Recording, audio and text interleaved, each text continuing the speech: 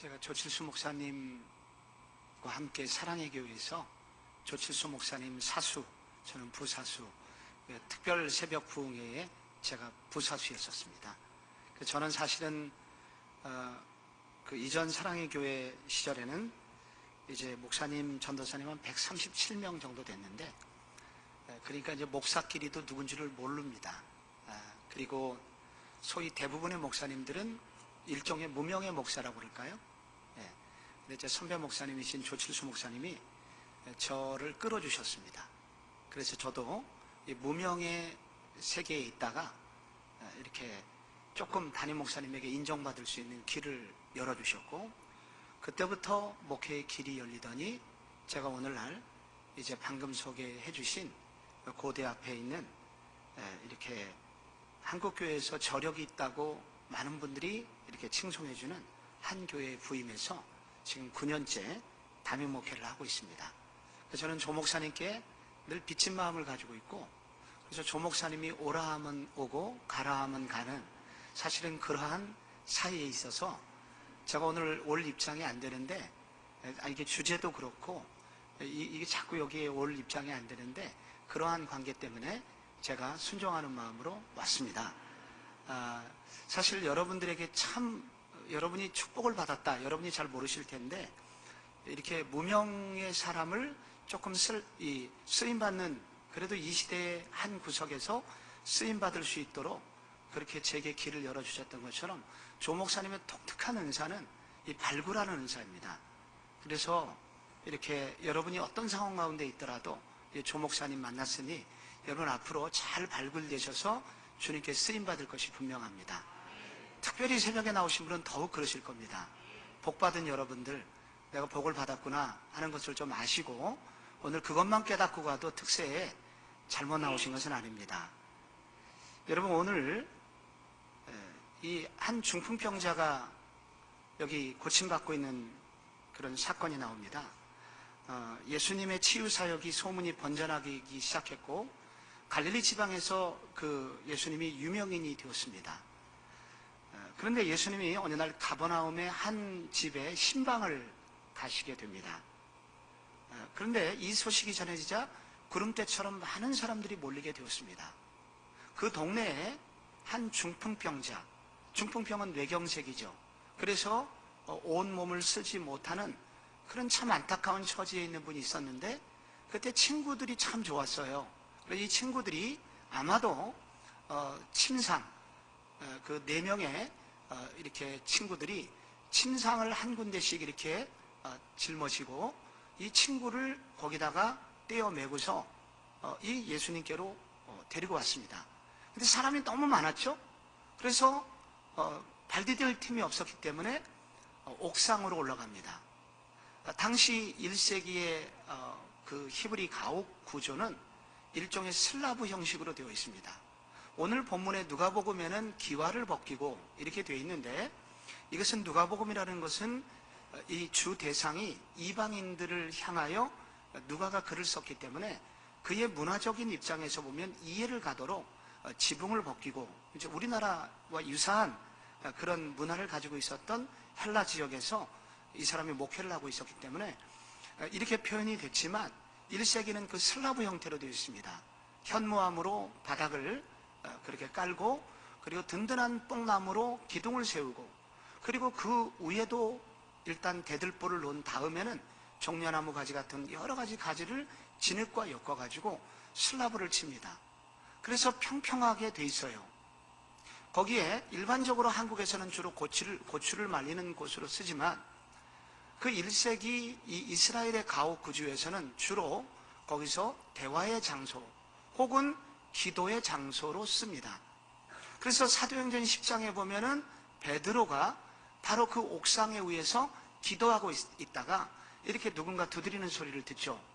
그래서 이제 그때 나가보니까 이제 고넬료가 보는 사람이었어요. 그 지붕이라고 하는 것은 바로 기도의 장소요, 대화의 장소였습니다. 바로 그곳으로 4명의 그 친구들이 중풍병자를 떼매고 올라간 겁니다. 그러니까 흙하고 이 나무하고 엉겨져 있기 때문에 그 밑에 예수님 강의를 하고 있는데 위에서 이 진흙이 뚫리는 소리가 들리고 흙이 막 쏟아지죠. 아마 밑에서 예배드리는 사람 고생 꽤나 했을 겁니다. 그래서 그 지붕에 구멍을 뚫고서 그 위에서 사람을 내려가지고 그리고 예수님 앞에 내려오니 예수님이 참 감동을 하시죠. 친구들 때문에 감동하고 이렇게라도 오는 이렇게 그 모습을 보면서 예수님 감동하셔서 그를 고쳐주셨습니다. 놀라운 일이 벌어졌습니다. 모든 사람이 놀랐습니다. 근데 오늘 본문을 읽으면서 참 좀 궁금한 게 있어요. 이렇게 지붕을 뚫고 집회가 끝났는데 그 뚫린 지붕은 누가 고쳤을까요? 근데 성경에 누가 고쳤다고 나오질 않아요. 과연 여러분 누가 고쳤겠습니까? 그래서 오늘 본문을 여러분께서 좀 새로운 각도로 한번 생각을 해보셔야 됩니다. 이 지붕을 과연 누가 고쳤을까? 그렇게 지붕이 뚫렸으면 엄청난 재산상의 피해도 있었을 것이고 문제가 있었을 텐데 과연 그 뚫린 지붕을 누가 고쳤을 것인가? 먼저 안 고쳤을 사람들을 한번 생각해 봐야 됩니다. 이런 사람들은 틀림없이 안 고쳤을 거예요. 오늘 본문을 읽어보면 무리들이라는 사람들이 나옵니다. 19절에도 무리들이 나오고 이 무리들은 이 복음서 내내에 나오는 사람들입니다. 그러니까 이 무리들은 안 고쳤을 거예요. 항상 큰 복음서의 예수님 주변의 사람을 큰 두 종류로 나누면 제자가 있고 무리가 있습니다. 그런데 이 무리는 어떤 사람들이냐면 이득이 있을 때는 예수님 주변에 오지만 이득이 없을 때는 떠나는 사람들이거든요. 대표적으로 여러분 아시듯 이 마태복음에서 예수님께서 예루살렘에 입성하셨을 때 호산나 다윗의 자손이 하면서 막 손을 흔들고 무릎을 꿇고 주님을 찬양했던 바로 그 사람들이 예수님을 십자가에 못 박아라. 일주일 만에 돌변해가지고 예수님을 십자가에 못 박으라고 그랬습니다. 그 사람이 누구냐? 무리들이에요. 이득이 될 만해서 예수님 오시면 뭔가 예루살렘에 기적이 일어날 줄 알고 예수님을 환영했는데 아무런 일도 하지 않거든요. 그래서 돌변해갖고 예수님을 십자가에 못 박은 사람들이 무리들입니다. 아마 이 사람들 여기 예수님 이 누가복음 5장에 나오는 이 중풍병자의 그런 사건을 아마도 그날 구경하러 왔던 많은 무리들은 자기들이 좋은 것은 구경했다 생각을 했겠지만은 이 사람들에게 이득이 되는 일은 아니었기 때문에 집회를 끝나자마자 이 사람들은 금방 해산했을 겁니다. 그들은 구경꾼이에요. 집회가 종료되면서 그들은 유유히 사라져 버렸을 겁니다. 이런 사람들은 절대로 지붕을 안 고칩니다. 또 한 종류 안 고쳤을 사람들이 있는데 이 17절에 나오는 바리새인과 율법교사들, 서기관들 이런 사람들이 나옵니다. 이런 사람들은 매우 지적인 사람들입니다. 성경 지식 굉장히 많이 알고 있어요. 그런데 이런 사람들의 치명적인 약점이 있는데 이 사람들은 아무 행동을 하지 않는 겁니다. 오히려 다른 사람이 일하는데 비판만 합니다. 무슨 일만 하려고 하면 반대하는 사람들이 이 바리새인과 율법 교사 같은 사람들입니다. 오늘날로 말하면 건축하자 그러면 지금은 내면의 성전을 새롭게 할 때지 건축할 때가 아니라고. 전도하자 그러면은 지금은 행실을 바르게 해야 될 때지 말로 전도할 때가 아니라고. 전도의 시기가 지났다고. 늘 이런 식이죠. 이런 사람들의 특징은 자기하고 뜻이 안 맞으면 화를 잘 냅니다. 아마도 그날도 집회 끝나면서 뭐 이런 더러운 장소가 있어 하면서 화내면서 사라졌을 사람들, 바리새인과 서기관 같은 사람입니다. 이런 사람 절대로 지붕 안 고쳐요. 여기 4명의 친구들이 나옵니다. 여러분 이 4명의 친구들은 이 지붕을 고쳤을까요? 안 고쳤을까요? 안 고쳤을 가능성이 많습니다. 고쳤을 가능성이 매우 희박해요.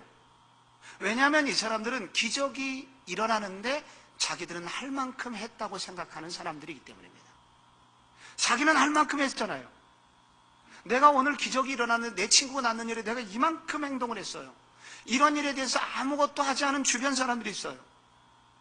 그래서 나는 할 만큼 했기 때문에 다른 사람이 이번에 하는 게 옳아요. 아내가 밥을 해요.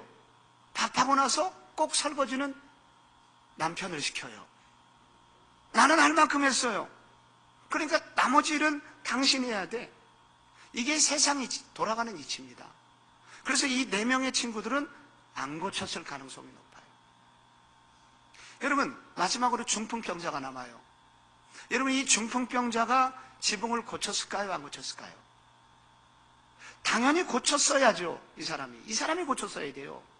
근데 성경을 읽어보면은 25절에 이 사람은 치유받은 것에 흥분해갖고 들것을 가지고 집으로 돌아가 버립니다. 예수님이 들것을 가지고 이제 돌아가라 그러거든요. 그래서 들것 가지고 가버려요. 아니, 그래도 지붕은 어떻게 하지? 나 때문에 지붕 뚫렸는데. 이렇게 해야 옳은데, 이 사람은 자기가 치유받은 거, 은혜 받은 거, 이거 너무 빨리 집에 알리고 싶어요. 그래서 집으로 돌아갑니다. 이 기쁜 소식을 빨리 알려야지 하고 싶은 마음에 그는 집으로 돌아갑니다. 여기 교회에 아픔이 있어요. 많은 사람이 있지만 지붕을 고치는 사람이 없어요. 은혜 받았다고 말하는 사람은 많은데 지붕 고치는 일에 참여하는 사람은 없어요. 나는 과거에 할 만큼 했다. 나는 과거에 이 교회가 이렇게 성장하는 데 도움이 됐고, 난 이렇게 헌신했고 헌금됐고 했어. 이제는 너 할 차례지 하면서 뒷짐지고 있는 사람은 점점 늘어나요. 그러나 지붕을 고치는 사람은 별로 없어요. 또 어떤 사람은 이래서 해야 되겠느냐, 교회가 이래야 된다 저래야 된다 말은 많이 하는데 정작 지붕을 고치자고 그러면 나서질 않습니다. 그래서 한국교회의 아픔, 이것은 우리 교회의 아픔이기도 한데, 한국교회의 아픔은 이게 은혜 받는 일에 혹은 따지고 뭐 하는 사람은 많지만 정작 지붕을 고치는 사람은 없다는 것이 한국교회의 아픔입니다. 여러분, 그날 이 지붕을 고치긴 고쳤을 텐데 여러분, 누가 고쳤을까요? 성경에 나오지 않아요. 왜 성경에 나오지 않는 줄 아십니까? 생각해 보라는 거예요. 지붕을 고쳤을 사람이 어떤 사람인지 생각을 해보라는 거죠. 여러분 생각에, 여러분 이 지붕 누가 고쳤을 것 같아요? 누군가는 고쳤을 텐데 그 사람은 어떤 사람이냐? 틀림없이 예수님을 인격적으로 사랑했던 사람일 겁니다. 다른 사람은 안 고쳐요. 대부분의 사람들은요, 사건에 관심이 많습니다. 무슨 일이 일어나는지에 관심이 많아요.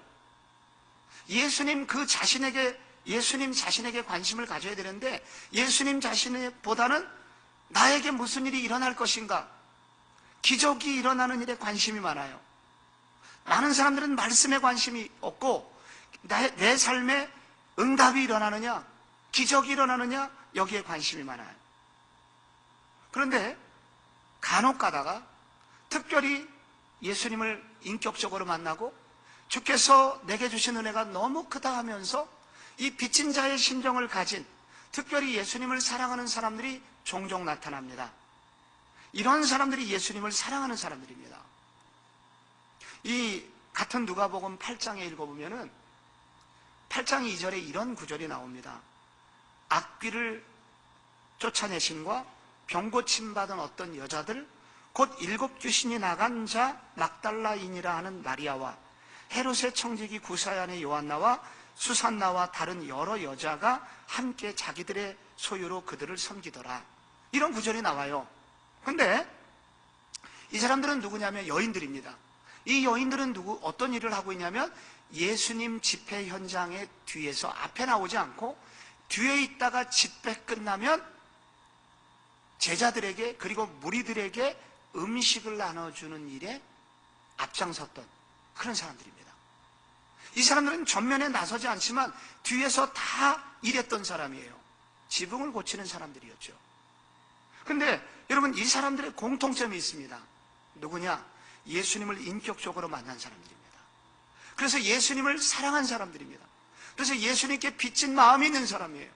주께서 주신 은혜가 내게 이렇게 큰데 내가 어찌 아무것도 하지 않고 이렇게 쉴 수 있겠나 하면서 자신의 시간을 들이고 마음을 들이고 몸을 움직여서 결국 이 현장에 나와서 예수님 뒷바라지하기 위해서 모인 무리들을 위해서 간식을 준비하고 양식을 준비하는 그런 사람들입니다. 예수님이 이런 사람에게 돈을 대줬냐? 대준 적이 없어요. 그러나 이들 스스로 자기들끼리 돈을 모아서 일종의 여전도회를 구성한 거죠. 그래서 그들끼리 자발적으로 모여갖고 우리가 주님을 위해서 할 일이 무엇이 있겠느냐 하면서 그들이 팀을 이루어서 예수님 주변에 모인 사람들을 위해서 간식을 준비하고 혹은 양식을 준비하는 그런 일에 기쁨으로 자발적으로 동참하고 있다는 겁니다. 저는 제가 섬기는 교회는 소위 말해서 오래된 교회예요. 50여 년이 훨씬 넘은. 과거에 저희 교회 일대 목사님이 굉장히 유명했던 목사님인데 하늘산 기도원에서 원장하셨던 이천성 목사님이세요. 그래서 다리 하나가 없으신 그분이 정말 하늘산 기도원에서 집회하면은 구름 관중이 모였습니다. 정말 휴일날은 그 3만 명 정도 모여갖고 은혜를 받고 하는데 정말로 안수하는 사람들이 대부분 방언을 비롯해서 수많은 치유의 역사가 일어나서 그분이 거기서 은혜를 끼치시고 또 많은 헌금을 받아서 고대 앞에 당시에는 정말로 어마어마한 성전을 짓습니다. 강북에서 제일 큰 성전을 져요. 그런데 이분이 이제 소천하시고 난 다음에 교회가 어려운 일에 빠지게 되고 그 일로부터 한 20년 전에 동안 교회가 많이 아팠습니다. 제가 부임했을 9년 전에도 그 아픔이 가시지 않은, 긴 얘기를 줄여서 하면 한마디로 아픈 교회예요. 근데 제가 그 교회를 섬기기 시작하면서 주님께 계속 물었던 질문이 있습니다. 주님, 저를 왜 여기에 보내셨습니까? 주님, 이 교회는 이곳에서 무엇을 해야 됩니까? 그런데 제 마음에 동사무소를 가봐라, 그런 마음이 들더라고요. 하나님의 음성인 것 같아서 동사무소에 가서 우리 동네 주변의 인구 분포들을 보니까 이 독거노인들이 많고 한 500여 명이 종암동에 살아요.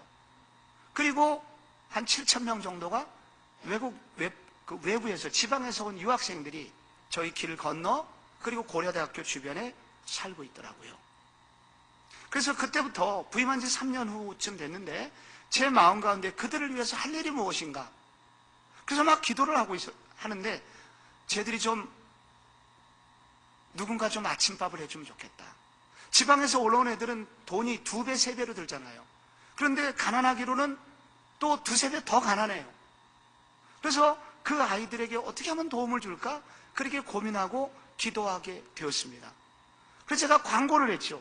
하나님께서 제게 이런 마음을 주셨는데 혹시 여러분 중에 이 일을 하기를 원하시는 분이 있으면 제게 좀 말씀해 달라고. 한 권사님이 지원을 했어요. 그 권사님이 지원을 하고 그 권사님 주변에 이제 여러분이 보조로 참여하게 되고, 그래서 한 20여 명 정도가 이제 모이게 됐습니다. 월요일부터 금요일까지 새벽 3시에 그 권사님은 일어나서 밥을 짓고 새벽 7시부터 배식을 해서 8시 15분까지 배식하고, 이것을 월요일부터 금요일까지 날마다 하기 시작했습니다. 처음에는 우리 교회 청년들 한 20명 밥을 먹었는데 점점 우리 교회 청년들은 사라지고 점점 30명, 50명, 70명 밥을 먹고 요즘은 한 100여 명 정도가 날마다 와서 밥을 먹습니다. 7년째 이 일을 하고 있습니다. 근데 이것은 보통 일이 아니에요. 새벽 7시에, 3시에 일어나갖고 그때부터 밥을 해야, 아니 그 전부터 시장을 봐야 되잖아요.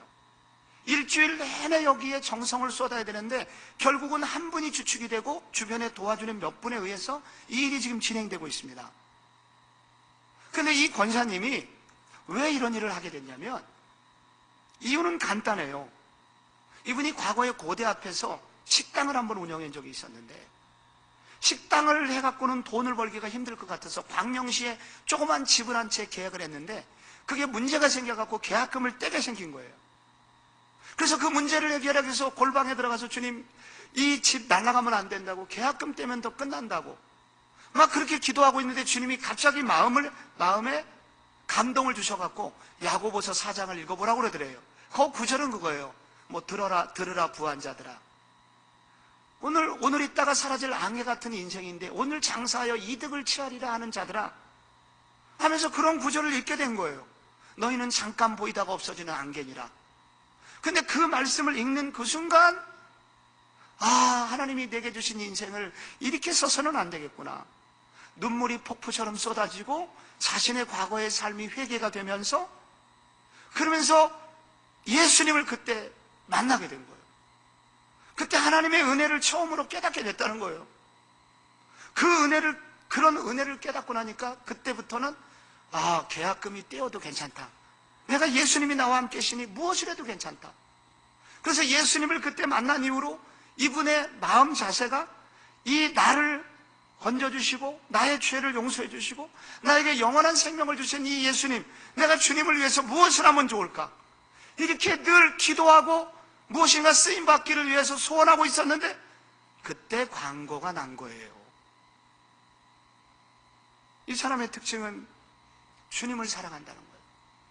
주님 사랑하고 주님이 나에게 이렇게 영원한 생명을 주신 이 예수님이 나한테 이런 은혜를 주셨는데 내가 무엇을 드린들 아까우랴 하면서 그의 삶을 드리기 시작해서 지금도 이 선한 일들이 지금 이 종암동 안에, 혹시 여러분의 자녀들도 고대 근처에 있으면 광고해 주시면 집에서 밥을 먹는 것보다 훨씬 더 양질의 수, 저희가 대충 해줄 수가 없어갖고 일주일에 2번은 지방 유학생을 위해서 반드시 고기가 나오고, 그리고 유학생들이 못 먹는 게 과일이기 때문에 일주일에 2번은 또 과일이 나오고 섬유질이 나오고, 이래갖고 날마다 식단을 준비하고 있습니다. 얼마나 정성을 기울이는지 몰라요. 지붕을 고치고 있습니다. 지붕을 고치는 사람은 나의 이득 때문에, 나의 공명식 때문에 이렇게 교회 생활하는 사람은 절대 지붕 안 고칩니다. 우리 교회도 그런 분들이 있어요. 장로님이나 권사님 되려고 잠깐 지붕 고치는 신용을 하는 사람이 있습니다. 근데 그분들은 임직자 선거 끝나면 아무런 일도 하지 않아요. 헌신하지 않아요. 헌금도 하지 않아요. 지붕을 고치면서 향기로운 결과 가져오는 사람들은 결국 누구냐? 결국은 예수님을 분명히 만났고 그분 때문에 죄사함의 감격을 경험했고, 그래서 예수님 자체가 좋은 분이에요. 그래서 진정한 헌신이란 뭐냐? 저는 한국교회를 살리는 일에, 여러분, 진정한 한국교회를 살리는 일이 있다면 그것은 바로 예수님을 좋아하는 일입니다. 복음에 빠지는 거예요.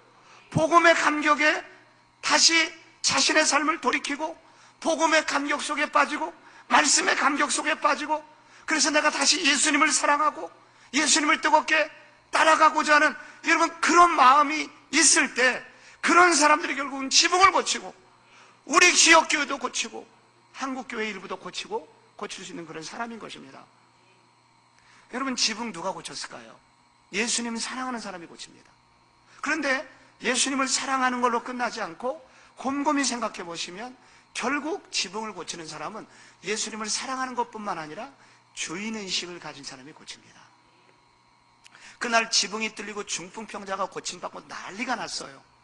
그런데 중풍병자가 고침을 받은 것도 좋은데 저 지붕, 뚫린 지붕 어떻게 하나, 집회 시작할 때부터 끝까지 고민하는 한 사람이 있었으니 여러분, 그 사람은 누굴까요?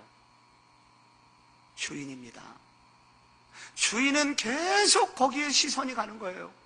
나의 시선을 예수님께 둬야 되는데 지금 나의 관심은 어디 있냐? 저 지붕, 지금 이러다가 비 오면 어쩌나, 이제 저 지붕 고치려면 내가 오늘 어떻게 해나, 집회 끝나자마자 내가 할 일은 뭔가 계속 생각했을 거라고요. 그런데 만약에 주인은 아니면서도 저 지붕 어떻게 하지? 주인과 동일한 마음을 가지고 그 지붕이 고쳐지기를 염려했던 한 사람이 있다면 그런 사람은 이렇게 불러요. 주인의식을 가진 사람. 주인의식을 가진 사람이 결국 고치게 되는 겁니다. 결국 교회 지붕 누가 고쳐요? 교회가 내 집인 사람이에요. 교회를 내 집이라고 생각하고 내 집에 문제가 생기고 내 집에 어려운 일이 생기면 안 된다라고 하는 교회를 내 집 의식을 가지고 사랑하는 사람이, 내 교회라고 믿는 사람이 결국 지붕을 고치더라고요. 여러분, 저는 여름에 더웠잖아요, 올여름에. 그래서 사방에 에어컨을 켜놨어요. 교회가 넓어요. 에어컨이 수십 대가 돌아가요. 저의 주일날 업무 중에 하나는 에어컨을 끄고 돌아가자는 일입니다. 에어컨을 꺼요, 에어컨을. 그런데 하나사랑의 교회 부교육자들은 안 그럴 거예요. 근데 우리 교회 누구는 자기가 분명히 지금 에어컨을 3시간을 쓰고 집회 끝났는데 에어컨 새벽까지 돌아가게 만드는 그런 너무나 귀한 분이 계세요. 그런 사람은 쓰임 못 받습니다. 하나님이 제게 은혜를 주시고 지금 이 강단에서, 이 귀한 강단에서 말씀을 전하고 지금 쓰임 받고 있잖아요. 제가 이렇게 그래도 쓰임을 이만큼이라도 받을 수 있었던 이유는 제가 부교육자 시절부터 에어컨 끄고 다닌 사람입니다. 아니 이러면은 에어컨 이렇게 틀면은 우리 교회가 지금 어떻게 되겠나? 그리고 이 국가에 낭비가 얼마나 오겠나? 이런 생각하면서 제가 부교육자 때부터 에어컨 끄고 다닌 사람이에요. 그랬더니 하나님이 써주시더라고요. 이게 주인의식이에요. 여러분, 교회 안에는 일꾼도 있고 나그네도 있고 주인도 있어요. 나그네는 절대 불을 끄지 않습니다. 교회 문제에 관심이 없어요. 결국 이 사람은 비극으로 끝나는데 성전에서 일어나는 놀라운 은혜의 비밀을 하나도 모르고 사라져버려요. 일꾼이 그럼 끄느냐? 일꾼은 일만 합니다. 책임을 지지 않아요. 결국 누가 끄냐? 주인이 끄는 겁니다. 저희 교회 참 그래도 감사한 것이 50여 년 흘러오면서 교회가 그래도 유지되고 어려운 일들이 많이 있었지만은 그래도 교회가 지금까지 유지된 이유는 제가 볼 때 이런 분들 때문인데, 우리 교회 장로님 중에 한 분은 교회에 비바람만 치면 교회로 달려오는 분이 있어요. 자기 집 살피는 게 아니라 우리 교회에 큰 십자가가 있거든요. 십자가가 위에서 쓰러지면 어떻게 될까? 바람이 불면 염려가 되는 거예요, 이분이. 그 잠을 자지 못하고 의정부에서 서울까지 와가지고 그 지붕에 올라가서 바람이 심하게 불면 밧줄을 매갖고 외곽으로 떨어지지 않도록, 교회 마당 쪽으로 오히려 떨어지도록 그렇게 밧줄을 매시는 장로님이 계세요. 눈물이 납니다, 정말. 그분은 누구예요? 그분이 제2의 담임 목사인데 그분은 바로 이 교회가 내 교회다 하면서 진짜 이분은 와서 교회의 지붕을 고치는 그런 일을 하시는 분입니다. 교회는 결국 주인의식을 가진 사람이 지붕을 고칩니다. 근데 여러분, 요즘 한국교회를 위해서 기도해 주셔서 고맙긴 한데요, 요즘 한국교회에 많은 개교회에 다니는 분들이 교회를 내 교회라고 생각하는 사람이 점점 줄어들고 있다는 거예요. 내 교회를 사랑해야 한국교회도 사랑하는 거지. 여러분, 바둑 두시면 아세요. 아생연후에 살타라고. 내 집 2집 이상 지어놔야 다른 집을 공격할 수 있거든요. 나도 못 살았는데 어떻게 다른 교회를 섬기고 외부 활동을 하겠어요? 결국은 내 교회를 사랑하고 내 교회가 하나님 복음의 능력을 회복하고 이 교회가 잘 되는 게 결국 한국교회 살려주는 겁니다. 그래야 다른 한국교회도 살릴 수가 있어요. 하나님께서 누구를 쓰시겠어요? 여러분, 한국교회를 살리는 일에 누구를 쓰시겠어요? 내 교회가 내 교회다, 이게 다른 집이 아니라 내 집이다, 이렇게 여기면서. 옛날에는 여러분 이런 분이 많았어요. 내 집보다 우리 교회가 우선이고 내 집 잘 되는 것보다 교회에 좋은 것이 있어야 된다. 옛날에는 다 이렇게 생각했어요. 많은 분들이 그렇게 생각했어요. 그래서 여러분 30년 전, 40년 전만 해도 교회가 좋았습니다. 세상에 자기 집보다 교회가 좋았어요. 그래서 많은 사람들이, 저만 해도 시골에서 교회만 2층 집이었어요. 다 1층 집이었고. 그래서 교회가 손을 놨습니다. 근데 요즘은 다 바뀌었잖아요. 집에 가보면 너무 기가 막힌 어마어마한 것들이 집에 다 있어요. 그러나 교회는 점점 허술해지고 있습니다. 왜 그런지 아십니까? 주인의식이 없는 분들이 점점 늘어나고 있다는 거예요. 지붕을 고치려는 사람이 점점 줄어들고 있다는 거예요. 그것이 한국교회의 지금 아픔이고 그것이 만연되어 있으므로 한국교회가 지금 눈물 나도록 슬픈 일이 계속 벌어지고 있는 거죠. 지붕 누가 고쳤을까요? 저는 생각의 끝에 이르러서 이랬을 것이라고 확신합니다. 하나님 나라의 영광을 생각한 사람들, 그 사람들만 지붕 고쳤을 거예요.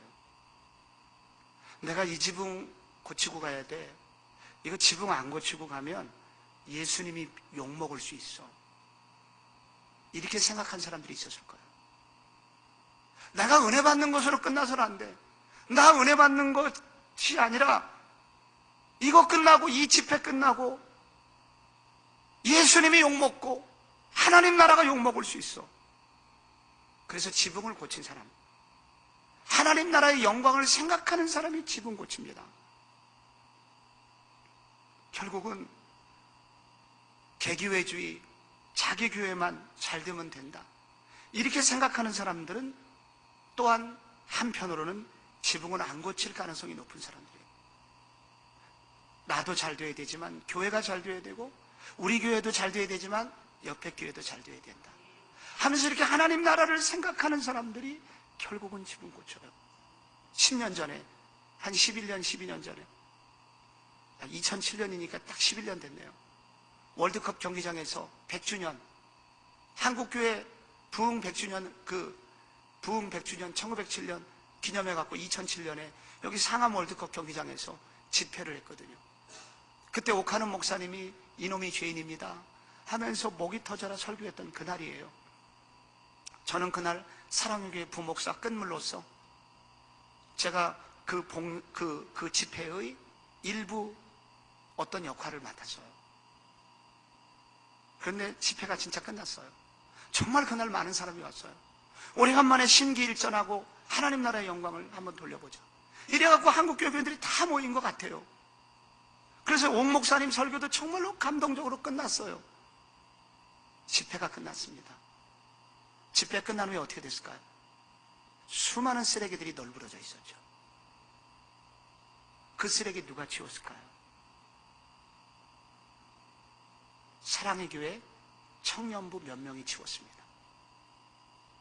물론 그 일을 담당하기도 했지만 그 친구들이 자신 스스로 동원이 돼갖고 내가 이거 안 치우면 하나님 나라의 영광을 가려, 그런 생각을 했기 때문에 여러분, 이런 분들이 집회 끝나고 지붕을 고치는 자세를 가지고 청소를 했습니다. 저희 교회 바로 옆에 국립 사대부고가 있어요. 2만 평이나 되는 굉장히 큰, 옛날에 서울 상대 자리예요. 그게 그때는 고등학교인데 저희 교회하고 담벼락 하나 차이예요. 한 4m 도로 건너편 담이 있고 거기가 이제 사대부고예요. 그러니 우리 교회가 얼마나 입지가 좋은지 주차 문제는 걱정이 없어야 마땅합니다. 그 넓은 운동장에 있는 사대부고가 바로 옆에 있으니까. 그런데 문제는 사대부고의 정문이 굳게 닫힌 채로 운동장을 빌려주질 않는 거예요. 주차장을 빌려주질 않아요. 제가 오기 전의 일입니다. 제가 9년 전에 부임했을 때도 주차장이 그 좋은 바로 옆에 있는, 그래서 이 얼마 될 수 없는 과거의 건물을 졌기 때문에 지하가 없어요. 그래서 위에 몇 대 되니까 주차할 데가 없어요. 근데 왜 운동장을 빌려주지 않느냐? 이전에 제 앞선 목사님이 거기다가 수천만 원 장학금 같이 갖다 줬는데도 불구하고 이렇게 주차를 빌려주질 않습니다. 왜 그런가 봤더니 제가 오기 전에 한 10년 전에 우리 교회 대형 버스가 있었는데 그 사대부고 럭비부에게 대형 버스를 빌려줬나 봐요. 그런데 비 오는 날이었고 고등학교 학생들이니까 대충 올라탔나 봐요. 그때 우리 그 교회 기사 집사님께서 한국말로 하지 않고 방언으로 말씀을 하셨나 봐요. 10원짜리 막 그러면서 막 방언을 했나 봐요. 그래갖고 뭐 교회가 뭐 이따위가 있어 이러면서 그때부터 싸움이 시작이 됐고, 그래서 서로 바로 옆에 있으면서도 서로 이렇게 불만을 가지고 원수 아닌 원수처럼, 또 돈은 받기도 하면서도 절대로 운동장은 빌려주지 않는, 하여튼 이런 묘한 관계였었습니다. 그런데 어느 해 이렇게 저희 교회도 특세를 했어요. 저희 교회 특세는 1월 달에 했었습니다, 한동안. 그런데 그때 영하 20도가 오르내리는 어마어마한 추위 속에 정말로 103년 만에 기록적인 폭설을 했던, 엄청난 눈이 내렸던 한 해가 있었어요. 근데 특세가 이제 끝났습니다. 끝나고 난 후에 그런 눈이 내려갖고 눈을 쌓을 곳이 없었던 그런 추운 겨울날, 우리 교회 장로님께서 시키지도 않았는데 안수 집사님 한번 모시고 자기 돈 내갖고 불도저를 빌려서 사대보고 그 넓은 운동장 눈을 치우기 시작했습니다. 그런데 안에서 교장실에서 행정실장을 불러갖고 교장 선생님이, 아니 저 사람 좀 누구냐 그랬더니, 알아보겠습니다. 아니 성복중앙교회 장로님이라고 그러네요. 이분이 과거에 사대보고의 한 일이, 역사를 이분은 알고 있어요. 사대보고의 잘못한 일이 무엇인지 알고 있어요.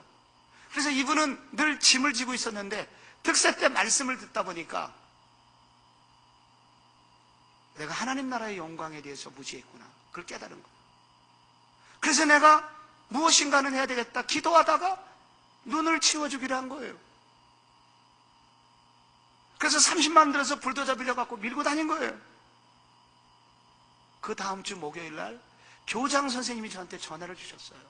목사님, 혹시 주차장 같은 거 안 필요하십니까? 내가 너무 흥분해갖고 영어가 나오더라고요. Why not?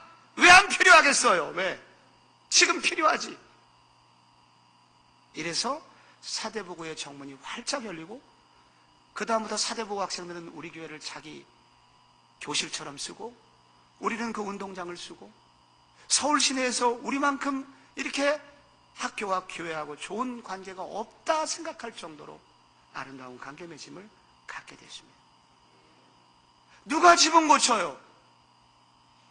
내가 문제가 아니라 하나님 나라가 아버지의 얼굴에 지금 먹칠을 하게 생겼구나. 아버지의 얼굴이, 교회의 영광이 빛을 가리게 됐구나. 이런 안타까움을 가지고 하나님 나라의 영광을 생각하는 사람이 집을 고치는 사람이에요. 저는 가끔 이렇게 여기 이렇게 특세도 오고 목회하는 얘기를 들으면 깜짝깜짝 놀래요. 여러분 아시다시피 큰 교회가 아니잖아요.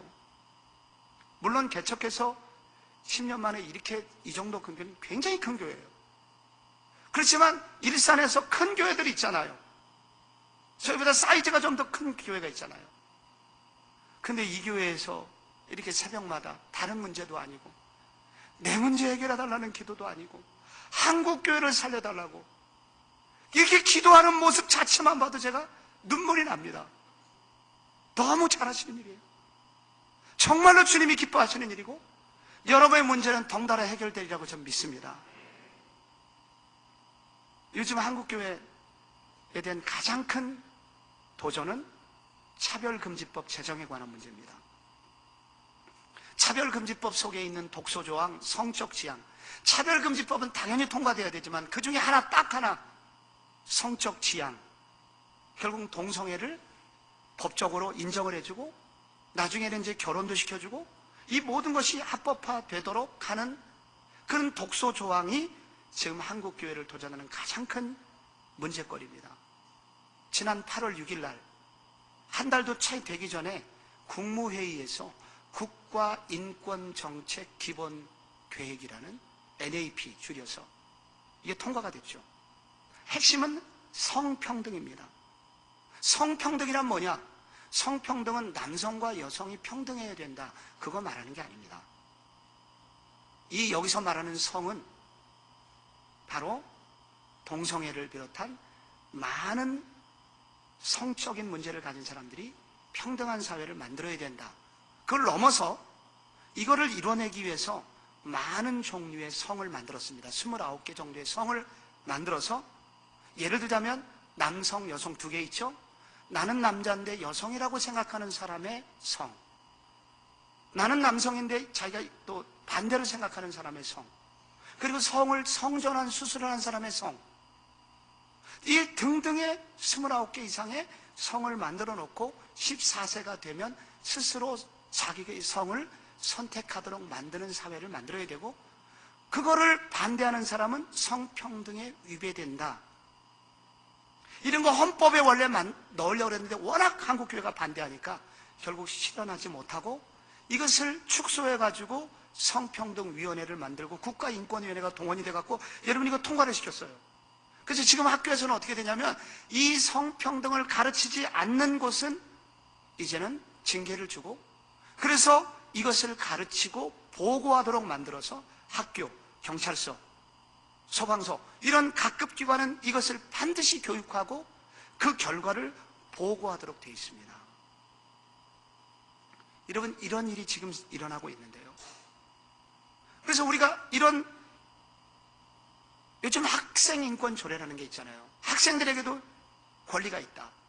이래갖고 학생들의 자유가 주어져야 되는데, 여러분 이 학생들의 권리라는 것을 잘 읽어보면은 학생들의 출산의 권리, 낙태의 권리, 임신, 출산, 낙태의 권리를 달라 수업 거부할 권리, 여러분 이런 권리들이 지금 계속 구청마다 혹은 시청마다 통과되고 있거든요. 여기 당산동 땡땡 중학교에서 얼마 전에 성평등센터에서 보낸 강사가, 여러분 참 아침에 죄송합니다만 밥맛 떨어지는 얘기해서 죄송해요. 실제라서 그래요. 남녀공학인데 중학교예요. 그런데 거기서 남성의 성기를 갖다 놓고 콘돔 끼우는 연습을 시켰습니다. 그리고 학생용 콘돔 자판기를 학교 내에 설치해야 된다, 이렇게 주장하고 있습니다. 이렇게 돼가고 있어요. 이게 다 뭐냐면 이런 것들의 과정을 거쳐서 이제 이 차별금지법을 자연스럽게 다음 세대가 받아들이고 통과시키도록 하는 과정을 밟고 있는 무서운 시도가 벌어지고 있는 겁니다. 그런데 문제는 서울시청에서 퀴어 축제를 한다고 난리를 쳐도, 여러분 목사님만 해도 전국에 20만 명인데 거기에 7,000명 모이고 10,000명 모입니다. 토요일 날 바쁘겠죠. 근데 나와서 반대하는 사람이 없어요. 이번에도 나가보니까 제가 아는 목사님 일산에서 조칠수 목사님 한 분하고 저하고, 이번에도 만여 명 모여갖고 반대 집회를 하고 있습니다. 말은 많이 해요. 그런데 지붕을 고치는 사람은 없습니다. 이게 한국교회의 아픔입니다. 여러분, 마치려고 그래요. 지붕을 고치는 일은 지루하고 재미없는 일이에요. 사람들은 이미 떠났고 아무도 보는 사람 없어요. 기적이 끝났습니다. 이제 어쩌면 이미 예수님까지 떠났고 이거 아무도 알아주지 않는 현장이에요. 그런데 누군가는 꼭 해야 될 일입니다. 은혜 받고 흥분하는 현장에 뒤편에서 이 사명을 감당할 사람을 주님은 오늘도 찾고 계십니다. 지붕을 고치는 사람들. 오늘 하나사랑의 교인들, 새벽에 여러분들이 그 주인공 되시기 바랍니다. 하나님이 보실 때 이 교회가 지붕을 고치는 교회, 그런 교회 되기를 축원드립니다.